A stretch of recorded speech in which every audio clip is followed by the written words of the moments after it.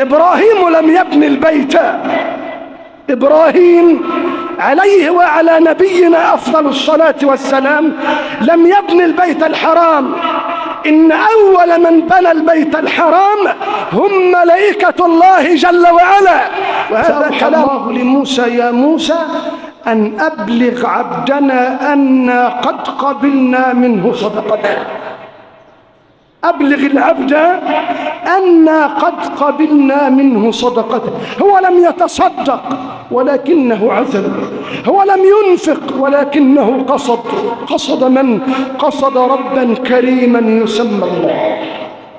ذروة سنام الإسلام الجهاد، يعني أساس الإسلام ومن أعلى منازل الإسلام الجهاد في سبيل الله. فقالت عائشة رضي الله عنها: يا رسول الله، أو يعدل الجهاد شيء؟ أو يعدل الجهاد شيء؟ فقال: يعدله حج مبرور. المرأة والضعيف والكبير والصغير جهادهم حج بيت الله الحرام. إذا خرج الحاج من بيته قاصدا وجه الله، لا نفاق ولا رياء ولا غرور ولا سمعة، رجع من حجه وقد غفر الله له جميع خطاياه. الحاج والمعتمر مستجاب الدعوة. يا حاتم، أتتركنا بلا راعي؟ أتتركنا بلا راعي؟ من ينفق علينا؟ من لنا إذا اشتدت القربات؟ فقال: لكم الله، تركتكما إلى الله. كيف توافقين على خروج أباك؟ قالت: يا أماه، أبانا أكال، أبانا أكال والله رزاق، فإذا ذهب الأكال بقي الرزاق وهو الله. بكت، فقالت لها الأم: لماذا تبكين؟ قالت: يا أماه، نظر إلينا مخلوق فأغنانا، فما بالنا لو نظر إلينا الله. أصبحت ضيف الله في دار الرضا، أصبحت ضيف الله في دار الرضا، وعلى الكريم كرامة الضيفان. تعفو الملوك عن النزيل بساحهم، كيف النزول بساحة الرحمن؟ يا من إذا وقف المسيء ببابه ستر القبيح وجاد بالإحسان، فأنا المسيء وقد أتيتك سيدي، تعفو وتصفح للعبيد الجاني. هذا حاتم. وإذا أردت أن تسأل عن الشوق والحنين، سل من رزقه الله الحج والعمرة الحرام. والله إن للحج والعمرة شوقة في قلوب الرجال لا يعلم مداها إلا الله. ابن عباس قالت: يا إبراهيم، أتتركنا في صحراء لا زرع ولا ماء، جرداء؟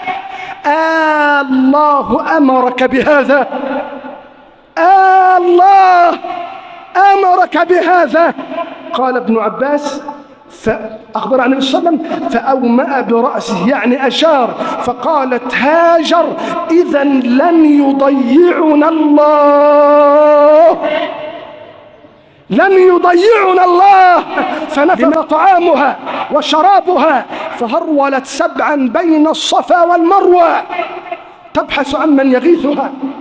في الشوط السابع أدركها التعب، تعبت ولم تعد تتحمل حتى يئست من أمرها، فنظرت وهي على المروة وجدت رجلا بجوار ولدها الرضيع، فقال، وكان جبريل، فقال: أمة الله، من أنت؟ قالت: أنا ولد إبراهيم. قالت: من الذي ترككما؟ قال: هو. قالت: هو. قال: ولمن وكلكما في هذا المكان؟ وكلكم لمين؟ قالت وكلنا إلى الله.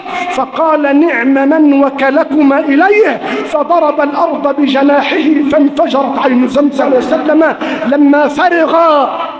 لما انتهى إبراهيم من رفع القواعد سمع صوتا يقول يا إبراهيم أذن في الناس بالحج. فقال يا رب أؤذن ولن يسمع صوتي فمن يبلغ؟ قال يا إبراهيم عليك الأذان وعلينا البلاغ. من حج البيت أو اعتمر فهو في معية الله وفي ضمان الله وفي أمان الله من يوم أن نوى نية الحج حتى ذهب إلى حجه أو عمرته ثم عاد إلى ذلك. يقول فسمعها كل من في أصلاب الرجال وأرحام النساء، ونطق كل من كان في علم الله أنه سيحج، نطقوا في أصلاب الرجال أن لبيك اللهم لبيك. من رزقه الله جل وعلا حج بيته الحرام حاجا أو معتمرا، هذا اصطفاء من الله جل وعلا له. الحمد لله رب العالمين، الحمد لله رب المشارق والمغارب، خلق الإنسان من طين لازب ثم جعله نطفة من بين الصلب والترائب، تلطف به فنوع له المطاعم والمشارب، حمله في البر على الدواب وفي البحر على القوارب. أحمده تعالى حمدا يليق بجلاله وكماله، ونشهد أن لا إله إلا الله وحده لا شريك له هو القوي الغالب، شهادة عبد علم أن الوحدانية لله أمر لازم لازب. وأقر وأذعن وأشهد وأؤمن أن محمدًا عبد الله ورسوله، صل اللهم وسلم وبارك عليه وعلى آله وصحبه وسلم. وصفت نوحا بأنه كان عبدا شكورا، وجعلت النار بردا وسلاما على إبراهيم فكانت له ضياء ونورا، وألقيت قميص يوسف على وجه يعقوب فارتد بصيرا، ووصفت أيوب بأنه كان أوابا صبورا، وأرسلت النبي محمدا صلوا عليه وسلموا تسليما للعالمين بشيرا ونذيرا وداعيا إلى الله بإذنه وسراجا منيرا. يا أيها الذين آمنوا اتقوا الله حق تقاته ولا تموتن إلا وأنتم مسلمون. يا أيها الناس اذكروا نعمة الله عليكم، هل من خالق غير الله؟ هل من خالق غير الله يرزقكم؟ هل من خالق غير الله يرزقكم من السماء والأرض؟ لا إله إلا هو فأنى تؤفكون. اللهم يا من إليه المستند وعليه المعتمد، عاليا على العلا فوق العلا فرد صمد، بحق البيت والحرم فرج عنا ما نحن فيه. اللهم بحق البيت والحرم فرج عنا ما نحن فيه. اللهم اجعل يومنا خيرا من أمسنا، واجعل غدنا خيرا من يومنا، أسمعنا فيه ما يصر نفوسنا، احفظ علينا ديننا وعقولنا. نعوذ بك اللهم من خيبة الرجاء ومن شماتة الأعداء. يا رب حالنا لا يخفى عليك، حالنا لا يخفى عليك، عجزنا ظاهر بين يديك، أيقنا أن لا ملجأ ولا منجى منك إلا إليك، فعاملنا يا ربنا بالإحسان والفضل إذ الفضل منك وإليك. اللهم احشرنا في ضمرة نبينا وتحت لواء حبيبنا اللهم أوردنا حوضه ولا تحرمنا أجره ولا تفتنا بعده، واسقنا بيده الشريفة شربة لا نظمأ بعدها أبدا. اللهم أدخلنا الجنة دار السلام، اللهم أدخلنا الجنة دار السلام، وارزقنا حسن الختام. أقرئ حبيبك منا السلام، ارزقنا محبته في اليقظة والمنام. اجمعنا في بلدك الحرام، اللهم اجمعنا في بلدك الحرام، اللهم اجمعنا في بلدك الحرام وفي روضة نبيك العدنان، وارزقنا الحج هذا العام وفي كل عام. يا ملك يا ديان، اجعل صلاتنا وسلامنا على رسولك محمد شفيعة لنا يوم العرض عليك. اللهم اجعلها رحمة ونورا وفرحة وسرورا على قبور أموات المسلمين. اللهم اجعلها سعة لصدورنا، مغفرة لذنوبنا، نورا في بيوتنا، حسنا لأعراضنا. يا رحمن يا رحيم، نحن عبادك يا رب، نحن عبادك، لا نقوى على نارك فحرم النار علينا. اللهم إنا عبادك لا نقوى على نارك فحرم النار علينا، لا نتحمل عذابك. اللهم إنا لا نتحمل عذابك فقنا عذابك يوم تبعث عبادك.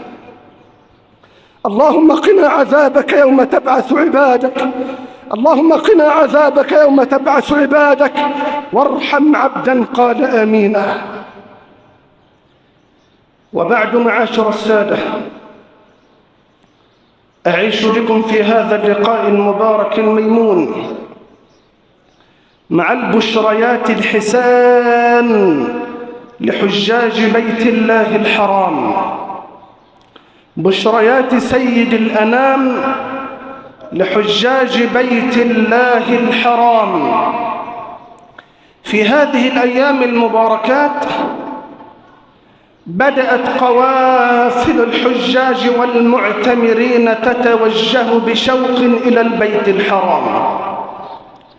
الله أسأل من فوق العرش أن يكتب لنا وقفة على عرفات، وأن يرزقنا زيارة قبر نبيه العدنان. ولم لا؟ والله جل وعلا قال: ولله على الناس حج البيت. ولم لا؟ والله جل وعلا قال: وأتموا الحج والعمرة لله. ولم لا؟ والله جل وعلا قال: إن الصفا والمروة من شعائر الله، فمن حج البيت أو اعتمر فلا جناح عليه أن يطوف بهما. ولم لا؟ وقد خرج الحجاج من بيوتهم بشوق وحنين إلى الكعبة المشرفة، قاصدين بذلك وجه الله، ملبيين لله جل وعلا أن لبيك اللهم لبيك، لبيك لا شريك لك لبيك، إن الحمد والنعمة لك والملك لا شريك لك لبيك. هناك بشريات ست لسيد الأنام محمدا صلى الله عليه وسلم، بشر بها حجاج بيت الله الحرام. البشارة الأولى أن الحج اصطفاء من الله جل وعلا لعبده. من حج البيت أو اعتمر هذا اصطفاء من الله واختيار من الله جل وعلا له. قال الله: وأذن في الناس بالحج يأتوك رجالا وعلى كل ضامر يأتين من كل فج عميق ليشهدوا منافع لهم. من رزقه الله جل وعلا حج بيته الحرام حاجا أو معتمرا، هذا اصطفاء من الله جل وعلا له. قال الله جل وعلا: وأذن في الناس بالحج يأتوك رجالا. وأذن في الناس بالحج يأتوك رجالا وعلى كل ضامر يأتين من كل فج عميق. روى الإمام الطبراني من حديث ابن عباس رضي الله عنه أن النبي محمد قال صل عليه لما فرغ إبراهيم من رفع القواعد. إبراهيم لم يبني البيت، إبراهيم عليه وعلى نبينا أفضل الصلاة والسلام لم يبني البيت الحرام، إن أول من بنى البيت الحرام هم ملائكة الله جل وعلا، وهذا كلامه صلى الله عليه وسلم كما في الصحيحين. ثم أتى طوفان نوح فهدمت الكعبة وبقي أساسها. فلما كان في عهد إبراهيم أمر الله جل وعلا إبراهيم برفع القواعد. قال الله: وإذ يرفع إبراهيم القواعد من البيت وإسماعيل. وإذ يرفع إبراهيم القواعد من البيت وإسماعيل ربنا تقبل منا إنك أنت السميع العليم. قال المصطفى صلى الله عليه وسلم لما انتهى إبراهيم من رفع القواعد سمع صوتا يقول: يا إبراهيم أذن في الناس بالحج. فقال: يا رب أؤذن ولن يسمع صوتي فمن يبلغ؟ قال: يا إبراهيم عليك الأذان وعلينا البلاغ. فقال إبراهيم: أيها الناس، إن الله جل وعلا قد كتب عليكم الحج إلى بيته العتيق فحجوا رغبة لا رهبة، حجوا رغبة لا رهبة. يقول: فسمعها كل من في أصلاب الرجال وأرحام النساء، ونطق كل من كان في علم الله أنه سيحج، نطقوا في أصلاب الرجال أن لبيك اللهم لبيك. اصطفاء واختيار من الله جل وعلا لمن حج البيت أو اعتمر. هذه البشارة الأولى. البشارة الثانية أن من حج بيت الله جل وعلا هو في معية الله وضمانه وأمانه من يوم أن نوى نية الحج أو العمرة. من حج البيت أو اعتمر فهو في معية الله وفي ضمان الله وفي أمان الله من يوم أن نوى نية الحج حتى ذهب إلى حجه أو عمرته ثم عاد إلى ذلك. هذا خليل الرحمن إبراهيم لما أمره الله جل وعلا أن يحمل هاجر وولدها إسماعيل طفلا ما زال في المهد صبيا، طفلا رضيعا ما زال في المهد صبيا، حملهم وذهب بهم. اسمع ماذا قال الله: ربنا إني أسكنت من ذريتي بواد غير ذي زرع عند بيتك المحرم ربنا ليقيموا الصلاة فاجعل أفئدة من الناس تهوي إليهم وارزقهم من الثمرات. وصل إبراهيم ومعه هاجر وولدها الرضيع، ثم هم بالانصراف، أراد أن يمشي. قالت: يا إبراهيم، والحديث رواه الإمام البخاري من حديث ابن عباس، قالت: يا إبراهيم أتتركنا في صحراء لا زرع ولا ماء، جرداء؟ الله أمرك بهذا، الله أمرك بهذا. قال ابن عباس فأخبر عن النبي صلى الله عليه وسلم فأومأ برأسه، يعني أشار. فقالت هاجر: إذا لن يضيعنا الله، لن يضيعنا الله. لماذا؟ جعلهم في ذمة الله، وكلهم إلى الله. قال الحديث طويل، فنفذ طعامها وشرابها حتى ضاق الأمر بها، فهرولت سبعا بين الصفا والمروة تبحث عن من يغيثها، من يلهفها، من ينقذها، من يطعمها، من ينشد الرضيع. تعلمنا هاجر درسا أنه إذا ضاقت بك الأحوال فلا تستغيث إلا بالله.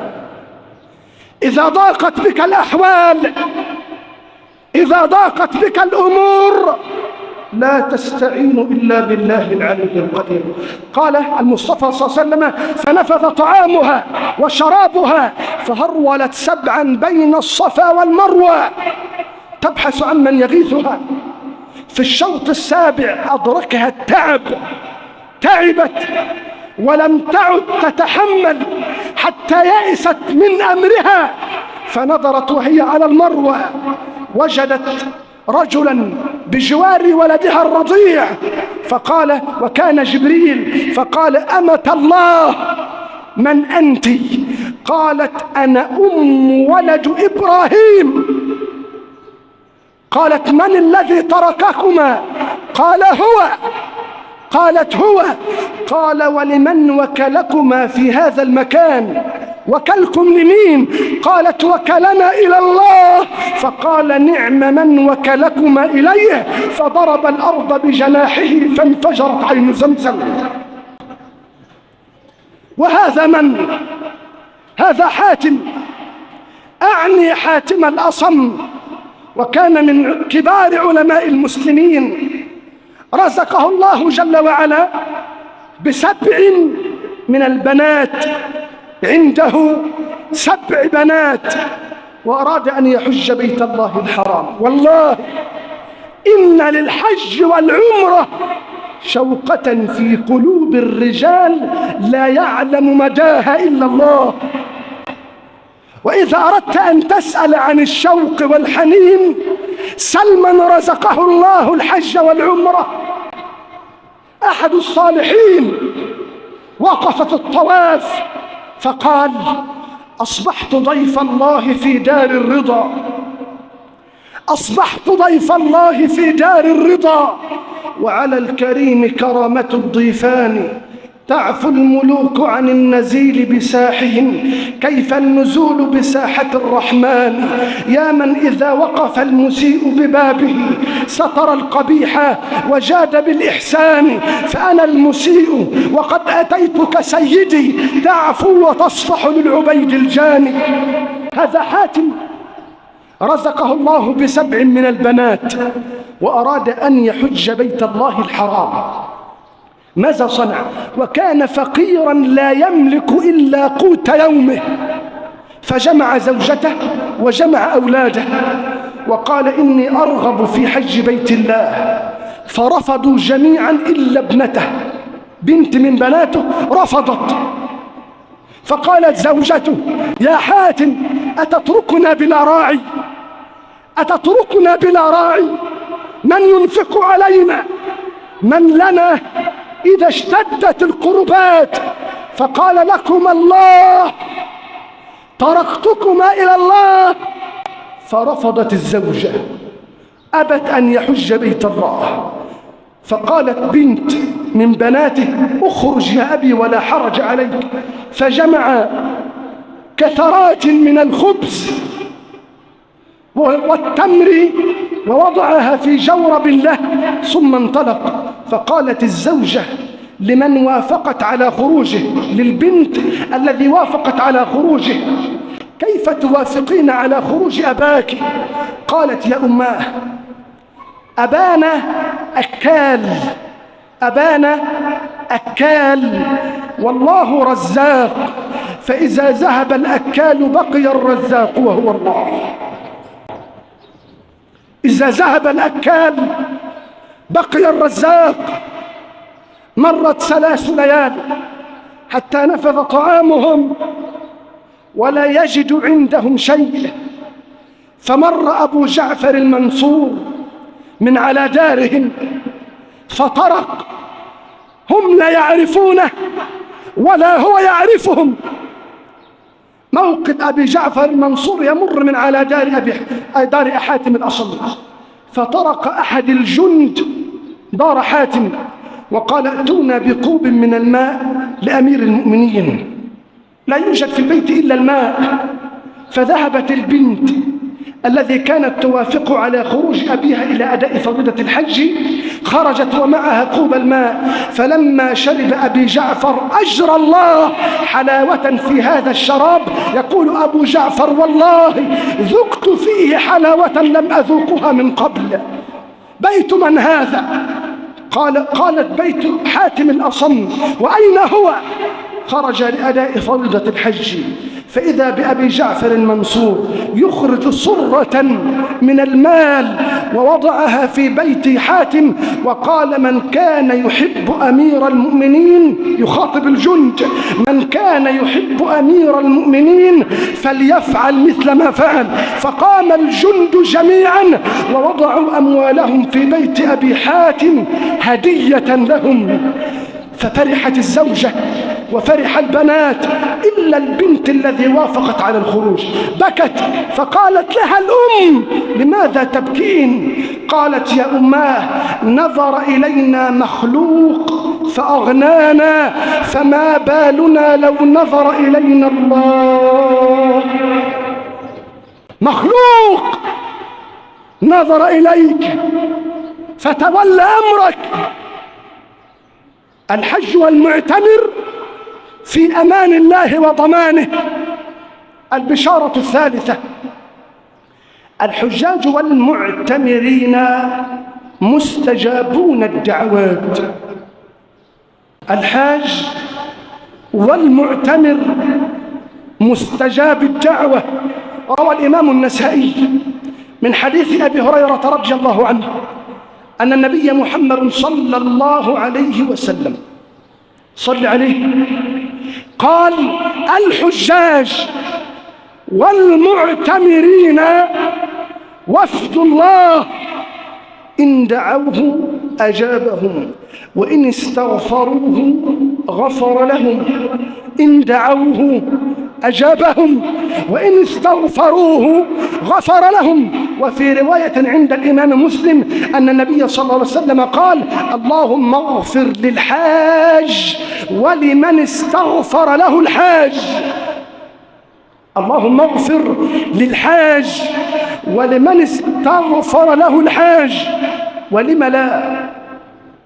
وهو قد ترك بيته وترك زوجته حلاله وترك عمله وفارق دياره مبتغيا بذلك وجه الله جل وعلا، قاصدا بيت الله الحرام. أولا علمت، وهذه البشارة الرابعة، أولا علمت أن الحاج إذا خرج من بيته ملبيا قاصدا وجه الله، لا رياء ولا سمعة ولا نفاقا ولا غرورا. تاني: إذا خرج الحاج من بيته قاصدا وجه الله، لا نفاق ولا رياء ولا غرور ولا سمعة، رجع من حجه وقد غفر الله له جميع خطاياه. اسمع ما رواه الإمام الطبراني من حديث الحبيب النبي صلى الله عليه وسلم قال: من حج فلم يرفث، من حج فلم يرفث ولم يفسق رجع من حجه كيوم ولدته أمه مغفورا له. أي أن الله جل وعلا يغفر للحاج والمعتمر حتى يعود نقيا من خطاياه كيوم ولدته أمه. اسمع ما رواه الإمام مسلم من حديث عمرو بن العاص رضي الله عنه. يقول عمرو بن العاص: لما وقع الإسلام في قلبي لما وقع الإسلام في قلبي، يعني أردت أن أسلم، أتيت النبي صلى الله عليه وسلم فقلت يا رسول الله، صل عليه، قلت يا رسول الله أبسط لي يمينك، أبسط لي يمينك. قال فبسطها المصطفى صلى الله عليه وسلم، فوضعت يميني في يمين المصطفى صلى الله عليه وسلم فشددت عليها وقلت يا رسول الله جئتك مؤمنا ولكن لي شرط. قال ما هو يا عمرو؟ قال ألا يغفر الله عز وجل لي ما مضى، ألا يغفر الرحمن لي ما قد مضى؟ فقال يا عمرو أوما علمت أن الإسلام يجب ما قبله، وأن الهجرة تجب ما قبلها، وأن الحج يجب ما قبله، يمحو ما قبله، يغفر ما قبله. عباد الله فستذكرون ما أقول لكم وأفوض أمري إلى الله، إن الله بصير بالعباد. أقول الحمد لله رب العالمين، والعاقبة للمتقين، ولا عدوان إلا على الظالمين المعتدين، ونصلي ونسلم على صاحب المقام المحمود والحوض المورود والموقف المشهود، صلى الله عليه وعلى آله وصحبه وسلم. ركن من أركان الإسلام وشعيرة من شعائره، ألا وهي حج بيت الله الحرام، من أفضل العبادات وأعلاها قدرا. وهذا ما قاله صلى الله عليه وسلم: أيها الناس إن الله كتب عليكم الحج فحجوا. فقام أحد الصحابة وقال يا رسول الله أفي كل عام، أفي كل عام؟ فسكت النبي، فرددها الصحابي ثانية وثالثة: أفي كل عام وجب علينا الحج يا رسول الله؟ فقال المصطفى صلى الله عليه وسلم: لو قلت نعم لوجبت، ولكن الحج لمن استطاع إلى ذلك سبيلا. وهذا ما قاله المصطفى أيضا في حديث آخر، وهو حديث مشهور معروف: بني الإسلام على 5 ومنهم وحج البيت لمن استطاع إلى ذلك سبيلا. البشارة الخامسة من بشارات سيد الأنام إلى حجاج بيت الله الحرام، وهي أن الله جل وعلا أعد للحاج والمعتمر مكانة في الجنة بإذن ربه. الحاج والمعتمر، وأكرر من خرج قاصدا وجه الله تعالى، لم يخرج نفاقا ولا رياء ولا سمعة ولا حتى يردد خلق الله. خرج الحاج ورجع الحاج وهو ضعيف لا حول له ولا قوة. من خرج قاصدا وجه الله جل وعلا أعد الله جل وعلا له مكانة في الجنة.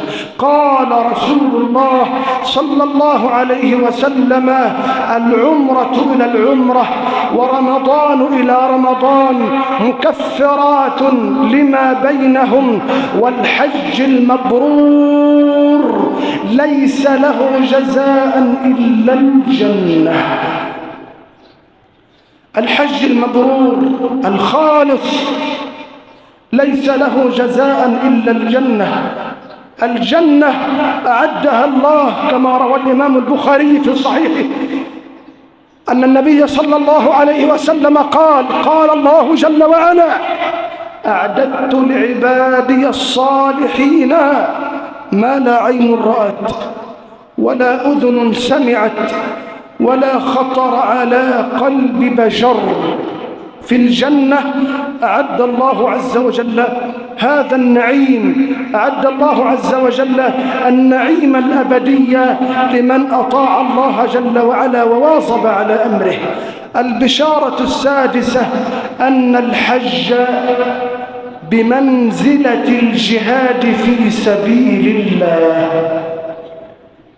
من حج أو اعتمر كأنما جاهد في سبيل الله. روى الإمام الطبراني أن الحبيب النبي صلى الله عليه وسلم قال: جهاد الكبير والصغير والضعيف والمرأة جهادهم حج بيت الله الحرام. المرأة والضعيف والكبير والصغير جهادهم حج بيت الله الحرام. وفي حديث رواه الإمام البخاري ومسلم أن النبي صلى الله عليه وسلم قال: ذروة سنام الإسلام الجهاد، يعني أساس الإسلام ومن أعلى منازل الإسلام الجهاد في سبيل الله. فقالت عائشة رضي الله عنها: يا رسول الله، أو يعدل الجهاد شيء؟ أو يعدل الجهاد شيء؟ فقال: يعدله حج مبرور، أي أن الحج المبرور يعادل الجهاد في سبيل الله. قبل أن ينتهي هذا اللقاء، كيف يصنع من لا يملك الحج؟ رسولكم محمد صلى الله عليه وسلم اشترط في حديثه حج البيت لمن استطاع إليه سبيلا. وأنت غير مستطيع، إما بدنيا وإما ماليا، ماذا تصنع؟ عليك أن تنوي نية حسنة لله رب العالمين. وإذا قبضت قبل أن تحج بيت الله جل وعلا كتب الله عز وجل لك أجر الحج تاما تاما تاما. روى الإمام البخاري عن الحبيب النبي محمد صلى الله عليه وسلم قال الله جل وعلا: إذا هم عبدي بفعل حسنة ولم يفعلها، هم يعني عزم ونوى وقصد ولم يفعلها، تعثر لم يستطيع، فاكتبوها له حسنة، يعني سيكتبها الله عز وجل لك. واسمع، رجل من بني إسرائيل يمر على جبال، فقال الرجل، مجرد كلام، قال الرجل: لو أن لي هذه الجبال ذهبا وفضة، لو أن هذه الجبال لي ذهبا وفضة لأنفقتها في سبيل الله. مجرد كلام. لو أن هذه الجبال لي ذهبا وفضة لتصدقت بها في سبيل الله. فأوحى الله لموسى: يا موسى، أن أبلغ عبدنا أنا قد قبلنا منه صدقته. أبلغ العبد أنا قد قبلنا منه صدقته. هو لم يتصدق ولكنه عزم، هو لم ينفق ولكنه قصد من؟ قصد ربا كريما يسمى الله. اقصده وتوكل عليه وكفى بالله وكيلا. أسأل الله جل وعلا بحق البيت والحرم أن يفرج عنا ما نحن فيه. اللهم اجعل يومنا خيرا من أمسنا، واجعل غدنا خيرا من يومنا. أسمعنا فيه ما يسر نفوسنا، احفظ علينا ديننا وعقولنا، لا تحرمنا خير ما عندك بسوء ما عندنا. ربنا لا تكلنا إلى أنفسنا فنكون من الهالكين، وثبتنا على الدين في الدنيا والآخرة يا رب العالمين. يا رب، هذا حالنا لا يخفى عليك. يا رب هذا حالنا لا يخفى عليك، عجزنا ظاهر بين يديك، أيقنا أن لا ملجأ ولا منجا منك إلا إليك، فعاملنا يا ربنا بالإحسان إذ الفضل منك وإليك. اللهم احشرنا في زمرة نبينا وتحت لواء حبيبنا، اللهم أوردنا حوضه ولا تحرمنا أجره ولا تفتنا بعده، واسقنا بيده الشريفة شربة لا نظمأ بعدها أبدا. اللهم أدخلنا الجنة دار السلام، اللهم أدخلنا الجنة دار السلام، اللهم أدخلنا الجنة دار السلام. ارزقنا يا ربنا حسن الختام، أبلغ حبيبك ونبيك منا السلام، ارزقنا محبته في اليقظة والمنام. اجمعنا في بلدك الحرام، اللهم اجمعنا في بلدك الحرام، اللهم اجمعنا في بلدك الحرام، اللهم اجمعنا في بلدك الحرام. اللهم ارزقنا الحج هذا العام، اللهم ارزقنا الحج هذا العام وفي كل عام يا ملك يا ديان. اكتب لنا وقفة على عرفات، وارحمنا وارحم عبدا قال آمين. وصل اللهم على سيدنا محمد وعلى آله وصحبه وسلم.